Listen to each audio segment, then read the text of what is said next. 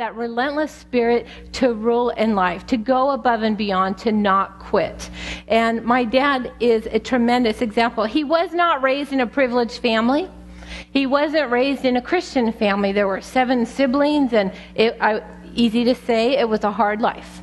There was a lot of difficulties there for them as they grew up. But my dad knew that he wanted something different. And he met my mom, and he said, oh, I want her. That was the first thing he knew right then. I won't tell you exactly how they met. That's a story we'll save for it. You're welcome. Another time.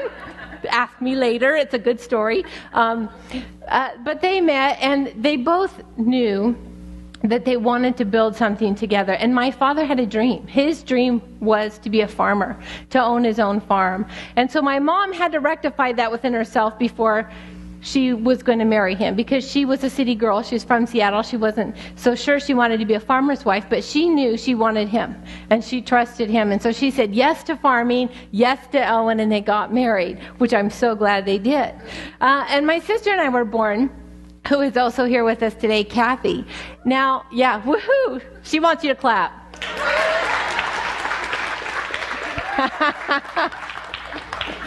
And my sister and I, they did not expect twins, and we were born prematurely, and it really rocked my parents' world, and it put them in a world of debt as well. And it was really astronomical debt for them at that time. And so they were immediately faced in their new married life with challenges. My dad wanted to be a farmer, but his experience was not just in farming. He cut meat. He worked on roads, on big equipment and tractors building roads. He worked on electrical. He took jobs that would pay the bills, and then he would take secondary jobs on farms to do what was his passion. Because he had a passion and a dream inside of him to be a farmer. That's what he loved. And so he had this relentless spirit that he wasn't going to give up his dream.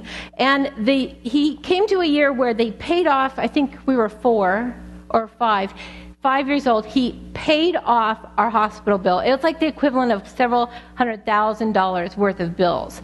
He had worked those jobs, he paid off our hospital bills, and they got their first house. How exciting as a married couple, you buy your first house. Well, wouldn't you know it, that's when opportunity came knocking. It was at that moment that an opportunity came for him to go into farming and to start working to be having his own farm. And they looked at each other and they said, let's do it. And they didn't just say that in themselves. They had gotten saved a couple of years earlier. They had been walking with the Lord for 2 years. They had been in a church. They had been learning how to hear God. And they both felt this is God's opportunity for us. Now, to do this, they had to leave their safety net. To do this, they had to sell their brand new house. How many women in here would be excited about selling your brand new house, your first house? Yeah, nobody? Yeah, me either. So they would have to leave that, leave the potential equity and everything, and move out into the middle of nowhere. And I'm talking nowhere, with a couple paved roads, no phones.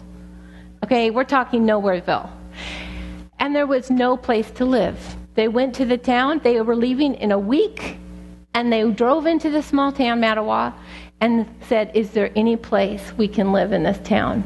And the only place to live was the broken down parsonage of the community church.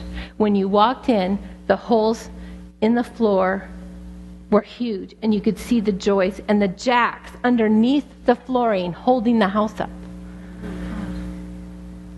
And they said, we'll take it.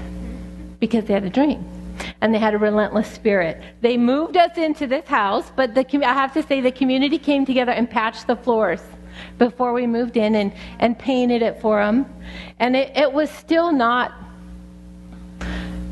I think we could see cracks through the cracks in the walls when it was snowing. My sister and I had beds in the back bedroom, and we could see outside. I'm just saying. Yeah, it was dramatic. But they had a dream. And my dad went and he started working on a farm, started working with a company. And they gave him opportunity. And his character and his work ethic quickly evolved into them giving him a 50% raise. They gave him a house to live in. And then the favor grew to the community, that he served people in the community. He was friends to people in the community. And now he's being given opportunity to own his own land. So my dad is starting to live his dream, and it's exciting. And if you don't know, farming, you have to put a lot of money into farming to get money out. Okay, you go into a lot of debt to make it work. So here he is, he's taken this huge risk, this huge step of faith. He now has his own land. He's pouring money into this land to build a future for his family. And it's May 1980. Mount St. Helens blew. And the ash came over and it dumped on our land. Now, the farmers had no idea what to do. They were panicked. They have crops in the ground. Potatoes are growing. My dad was a potato farmer, main crop at that time. And they didn't know what to do. And the farmers are trying to knock the ash off of the potato plants. And my dad has gone, this is just not the right way to go. We could damage the plants. He gets on his tractor. He's like, God, what do I do? And he heard God tell him, Elwin, put it in the ground. Mix the ash into the soil. And he's like, oh, nobody is doing this. But that's what I'm going to do. And he radically obeyed God, went against the tide of what everyone else was doing, and he got on his tractor and he mixed the ash into the soil of his potato crop. Other people, their crops, what happened to their crops, Dad? They failed. Their crops failed. My dad had the best harvest ever that set him up for his future success in farming. Because he dared. He was relentless in spirit. The obstacles were there. The difficulties that we went through as a family were there. But he dared to believe God, and he dared to put himself out there and take a risk. That's what we need to be doing as believers. Despite hardships, despite obstacles, my dad had a dream, and God had given him talents and abilities and giftings to excel in his own sphere of influence, which was farming. It was to excel in that particular community that God had planted him in.